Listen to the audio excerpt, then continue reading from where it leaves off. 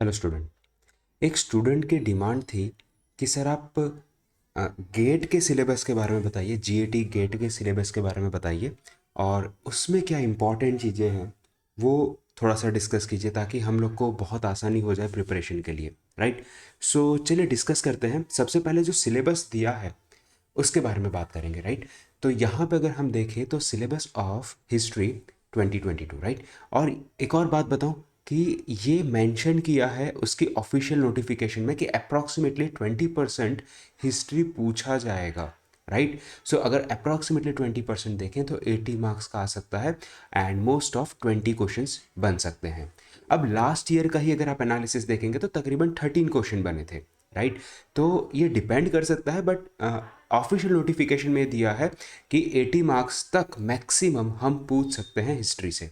तो आपको प्रिपरेशन इस तरीके से करनी है कि जब भी आप हिस्ट्री पढ़ रहे हो एनडीए के लिए एटलीस्ट, तब आपको ये दिमाग में एक चीज़ रखनी है कि यहाँ से 20 क्वेश्चन आने वाले हैं और एक क्वेश्चन मेरा 4 मार्क्स का होगा, तो इस हिसाब से मुझे 80 मार्क्स मिलेंगे। तो 20 क्वेश्चन नो डाउट मैं 100% ये कह सकता हूँ कि कोई 20 आउट ऑफ 20 तो नहीं ला सकता यूपीएससी में। राइट। तो यूपीएससी में ये चीज़ हमेशा से रहती है और मैं एक एनालिसिस बताऊंगा आपको कि जिससे आप मिनिमम मार्क्स स्कोर कर सकते हैं।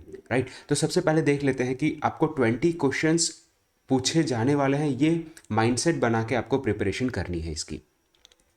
अगर मैं बात करूं तो सिलेबस ऑफ एनडीए, तो यहाँ पे ये ऑफिशियल जो सिलेबस दिया है मैंने एग्जैक्टली उसी को पेस्ट किया है यहाँ पे। तो ये जब ऑफिशियल सिलेबस अगर आप देखते हो तो यहाँ पे एक चीज़ मिलती है, हिस्ट्री एंड फ्रीडम मूवमेंट। तो इस वर्ड के वजह से मैं आपको डेफिनेटली कह सकता हूँ कि 3 से 4 क्वेश्चन तो मैं शायद कम कह रहा हूँ बट मिनिमम 3 से 4 क्वेश्चन तो आपको यहीं से देखने को मिलेंगे। राइट। ये तो शायद मैंने मिनिमम ही बताया है आपको। राइट। तो यहाँ पे आपको देख के बहुत ज़्यादा आइडिया नहीं आता है। जब आप इस सिलेबस को देखते हो तो बहुत क्लियर आइडिया नहीं आता है कि आपको कौन से टॉपिक पढ़ने हैं। राइट। तो इसी को थोड़ा सा सिंप्लीफाइड फॉर्म में जैसे कि मैंने यहाँ पे लिखा है कि अगर यही बात करें, a comprehensive survey of Indian history, right, focusing on culture and civilisation. Freedom movement पे यहाँ पे इंपॉर्टेंट बन सकता है, इसलिए मैंने इसको यहाँ पे रेड मार्क किया है। सिमिलरली कल्चर एंड सिविलाइजेशन पे भी क्वेश्चन बन सकता है, तो यहाँ पे मैंने उसे रेड कलर दिया है। अब Indian constitution and administration elementary study, right, तो ये बेसिकली कहीं ना कहीं पॉलिटी का पार्ट है बट इन्होंने यहाँ पे मर्ज करके ही दिया है, तो हम इसको इस तरीके से मैंने इसको ग्रीन मार्क कर दिया है। इंडियाज 5 ईयर प्लान पे क्वेश्चन बन सकते हैं। पंचायती राज, कम्युनिटी डेवलपमेंट, कोऑपरेटिव, भूदान, सर्वोदय, महात्मा गांधी के जो बेसिक टीचिंग्स थे वहाँ पे क्वेश्चन बन सकते हैं। National integration, welfare state, modern world force, renaissance, exploration and discovery. American Indian war पे बहुत कम क्वेश्चन देखे गए हैं बट आप एक्सपेक्ट कर सकते हो।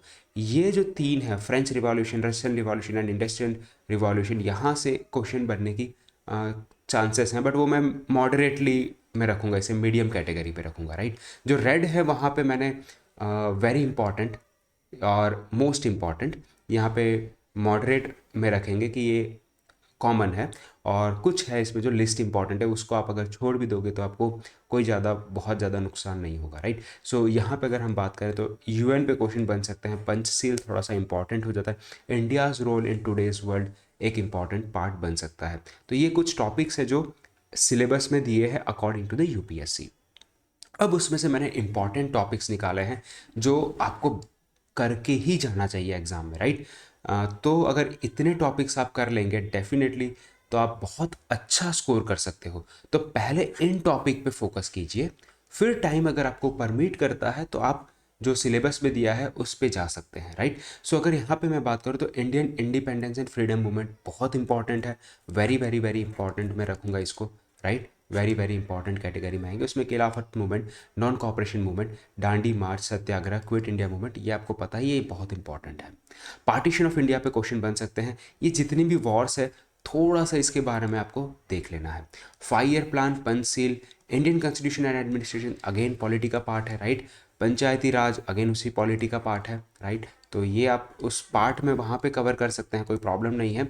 Culture and civilization in India, role of India, teachings of Mahatma Gandhi, Veda पे क्वेश्चन बनते हैं, काफ़ी बार देखे गए हैं। एंड रूलर एंड डायनेस्टी पे भी क्वेश्चन बनते हैं, कौन फाउंडर था, कौन ये था, इस तरीके के क्वेश्चन भी पूछे जाते हैं। तो इसी के साथ मैं अपना वीडियो समाप्त करता हूँ। आशा करता हूँ मेरा ये अप्रोच आपको पसंद आएगा और हेल्पफुल रहेगा। So thank you very much. जय हिंद, वंदे मातरम।